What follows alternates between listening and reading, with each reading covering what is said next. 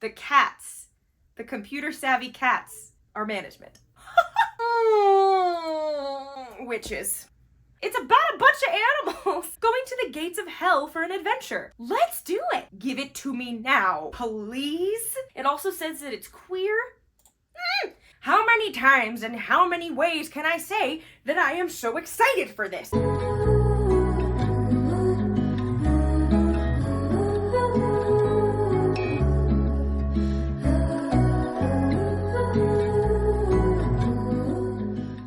Hello, welcome back to my channel. I'm very excited to be back and making videos. I just kind of want to jump right into it because I've been gone for so long and I don't want to waste any time. I have a video coming out in a week or two that will be a little bit more explaining the new direction that my channel is kind of going to be going in.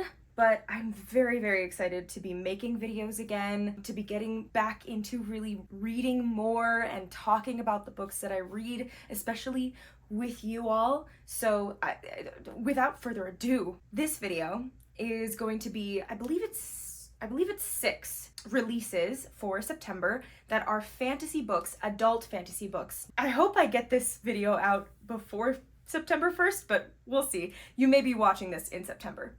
But luckily, none of these books are released until the first one is September 12th. I'm not promising that I'm going to read these. They just caught my attention and they're things that interest me. They are of the, genre essence of books that I tend to be drawn toward, which are adult fantasy, epic or high fantasy, fairy tale, mythology. I love it if it's dark, that kind of thing. Anything that piqued my interest that I saw was being released in September will be on this list. So let's dive in. The first book that I have for you today is A Sword of Bronze and Ashes by Anna Smith Spark. Look at this cover. It's so cool. I've never seen anything like that. It is described as being dark fantasy on Goodreads, and the summary reads, readers of Shauna Lawless and Tilda Cold Halt will love this Celtic inflicted adventure by critically acclaimed, grim, dark, epic fantasy novelist Anna Smith Spark. A Sword of Bronze and Ashes combines the fierce beauty of Celtic myth with grimdark battle violence. It's a lyrical folk horror high fantasy. Kanda, I don't know if that's how this is pronounced. Kanda has a good life until shadows from her past return, threatening everything she loves. And Kanda, like any parent, has things in her past she does not want her children to know. Red War is pursued by an ancient evil. Kanda must call upon all her strength to protect her family. But how can she keep her children safe if they want to stand as warriors beside her when the light fades and darkness rises? That just sounds so good. This is combining so many things that I love. Mythology, Celtic mythology, lyrical writing, high fantasy. I am so darn excited for this one. I have a video upcoming that is going to be my fall TBR. And you know what? This book might make that running. I might have to add it in because it feels like an autumn read to me. So we'll see. Next up, we have Starter Villain by John Scalzi. This is one that I don't necessarily expect to read, but I had to share it because it's so intriguing. Following the best-selling The Kaiju Preservation Society, John Scalzi returns with Starter Villain, another unique sci-fi caper set in the strangest of all worlds, present-day Earth. Inheriting your mysterious uncle's supervillain business is more complicated than you might imagine. Sure, there are things you'd expect. The undersea volcano layers, the minions, the plots to take over the world, the international networks of rivals who want you dead. Much harder to get used to are the sentient, language-using, computer-savvy cats. And the fact that in the overall organization, their management, the cats, the computer-savvy cats, are management. I mean, I feel like the cover says it all. The atmosphere of this book, I'm sure, is going to be, it reminds me of like Terry Pratchett, Neil Gaiman, that kind of vibe. It's described as being science fiction, fantasy, adult, humor, superheroes, speculative fiction. If anybody reads this book, I need you to tell me about it. I need you to tell me about it.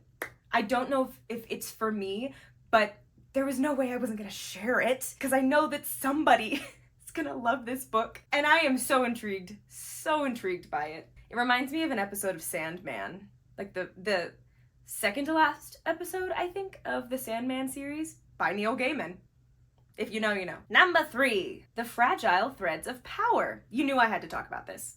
I mean, come on. This is V.E. Schwab's newest extension of the Shades of Magic series, which I did read all 3 of those, and I enjoyed them. I did not love Addie LaRue, but I did really like Shades of Magic, so I think I am going to, at some point, pick this up. It just felt like far too important for me to not mention, you know? But it says, from the #1 New York Times bestselling author of The Invisible Life of Addie LaRue, and set in the world, it's set in the world of A Darker Shade of Magic. So it's not necessarily a continuation of the story from the original trilogy. Got it. V.E. Schwab opens a new door into perilous adventure and tangled schemes with the fragile threads of power. Once, there were 4 worlds, nestled like pages in a book, each pulsing with fantastical power and connected by a single city, London.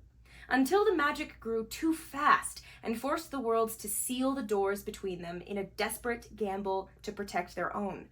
The few magicians who could still open the doors grew more rare as time passed, and now only 3 Antari are known in recent memory. Kel Maresh of Red London, Delilah Bard of Grey London, and Holland Fossick of White London, my personal favorite. But barely a glimpse of them have been seen in the last 7 years, and a new Antari named Kosika has appeared in White London, taking the throne in Holland's absence. The young queen is willing to feed her city with blood, including her own, but her growing religious fervor has the potential to drown them instead. And back in Red London, King Rai Maresh is threatened by a rising rebellion, one determined to correct the balance of power by raising the throne entirely. Amidst this tapestry of old friends and new enemies, a girl with an unusual magical ability comes into the possession of a device that could change the fate of all 4 worlds.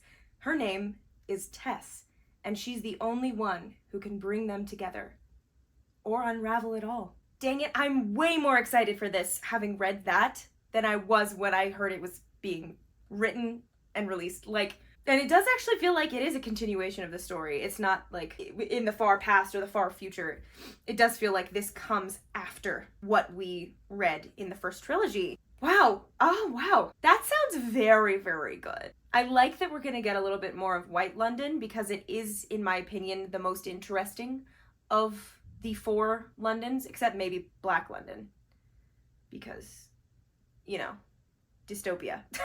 I'm very excited to see how V.E. Schwab, after these years between when Darker Shade of Magic ended and now, how her writing style may have progressed, changed. This is also an adult fantasy, so that's pretty cool. Oh, this is adult and young adult. Oh well. It also says queer, so we love that. We love to see that. I am very excited for this. Have y'all read Shades of Magic? And if so, are you planning on reading The Fragile Threads of Power? I honestly wasn't necessarily planning on it, and now I think I am. Wow! Okay, number 4. Oh, this one looks so rad. This also might make it onto my autumn TBR, because witches.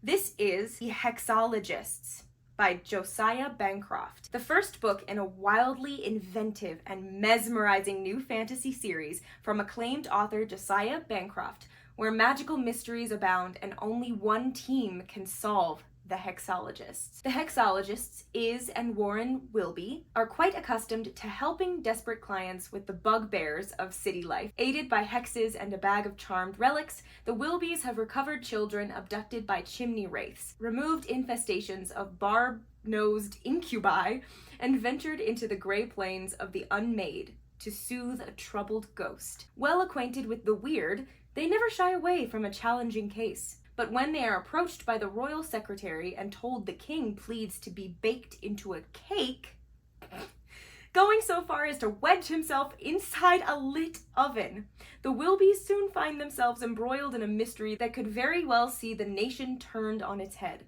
Their effort to expose a royal secret buried under 40 years of lies brings them nose to nose with a violent anti-royalist gang. Avaricious,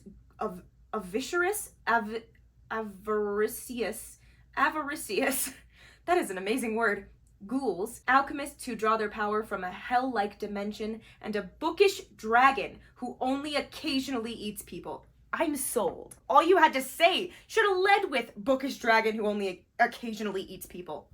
Armed with a love toughened by adversity and a stick of chalk that can conjure light from the darkness, hope from the hopeless, Iz and Warren Wilby are ready for a case that will test every spell, skill, and odd magical artifact in their considerable bag of tricks. Witches. They're basically just really weird witches in a very weird world. I want this story. I'm very excited for it in this traditional novel medium, and I want it as a graphic novel. I want it as a cartoon. This world sounds so quirky and strange and mystical. I'm very, very hyped for this one. Alrighty, next we have The Navigating Fox by Christopher Rowe. This one is a novella, so it's a cute little short read, and I also love this cover. This cover is so striking. Quintus Schuall is the world's only navigating fox. He's also in disgrace after leading an expedition to its doom a year earlier, with dozens of lives lost. Now Quintus has a chance to redeem himself by leading a brand new expedition to the gates of hell. In return, he is promised the eventual truth of his origins and his solitary existence. Those who will accompany Quintus are the holy priest Scipio, or Scipio, Aemilenus, fantasy, scholar Octavia Delphina, whose sister was lost in the first expedition, the twin raccoon cartographers Loki and Foci, Loci and Foci, Loci and Foci, no idea, and the powerful bison ambassador walks along woman. As the journey grows more perilous and the agendas of its members more sinister, Quintus must make an impossible choice between obtaining the secret of his creation or sacrificing that possibility forever in order to seize his destiny. This just sounds so charming. It's about a bunch of animals going to the gates of hell for an adventure. Let's do it! And it's 160 pages. Okay, and last, but certainly not least, is the one that I am most excited about, which is called The Pomegranate Gate by Ariel Kaplan. I read this and my heart did a little flutter. Ariel Kaplan's The Pomegranate Gate is the lyrical first installment of the Mirror Realm cycle, a vibrant and heartfelt Inquisition-era Jewish epic fantasy in the vein of Naomi Novik, Catherine Arden, and Tasha Suri.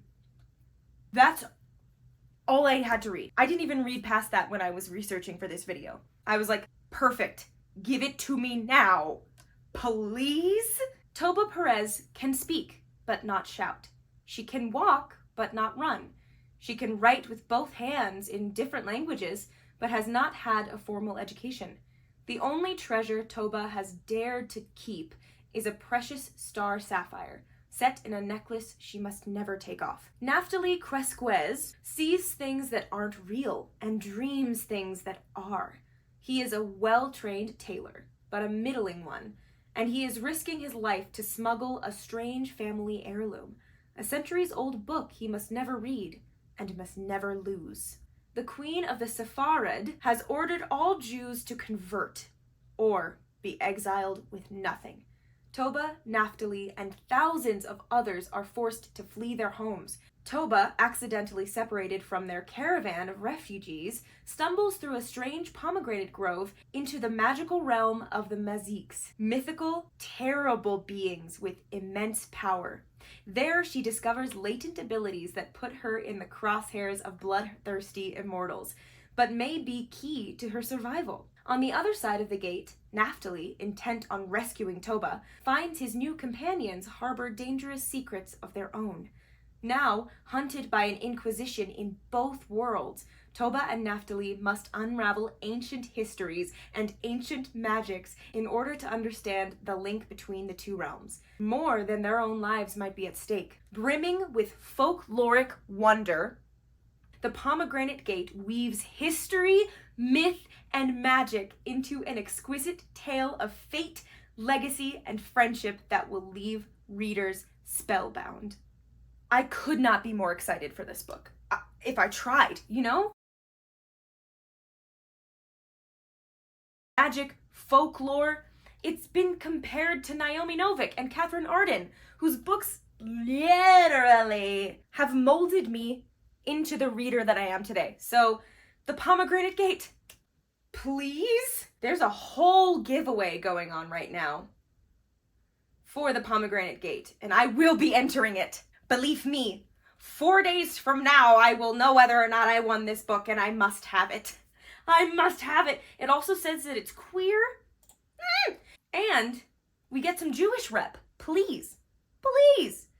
In this world, in this economy, we need more Jewish rep. Thank you very much. I mean, we need more representation for all marginalized peoples. And I'm glad that we're getting some for specifically Jewish folks in this book. Thank you. Good night. I say that like I'm Jewish. I'm not Jewish. I just really get very, very heated isn't the right word. Enthusiastic in advocating for other human beings. You know what I mean? So, how many times and how many ways can I say that I am so excited for this? So those are the books that you can expect to be released in September. Specifically fantasy books, specifically books that I found intriguing. Did I miss any? Are there any that you are specifically excited about for September of 2023? Please leave those titles in the description so we can look them up as well. Are you planning on reading any of these books? Are you excited about any of them being released? Did you know any of these books were being released before this video?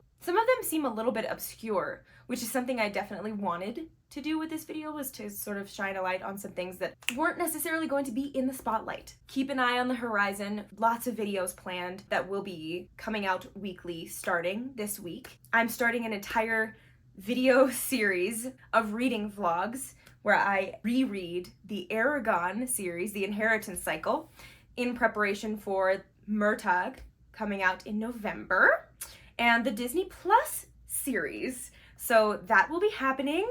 I already have that video filmed and almost all edited. It's a very long video, so it's taking me a long time, but we will get there. I will also be doing an unpopular opinions video. Please head over to my Instagram if you would like to be involved in that. I will have a question box on there for a while so that I can gather a good amount of unpopular bookish opinions. And I also will have my autumn TBR coming out probably next week, the week after this video drops.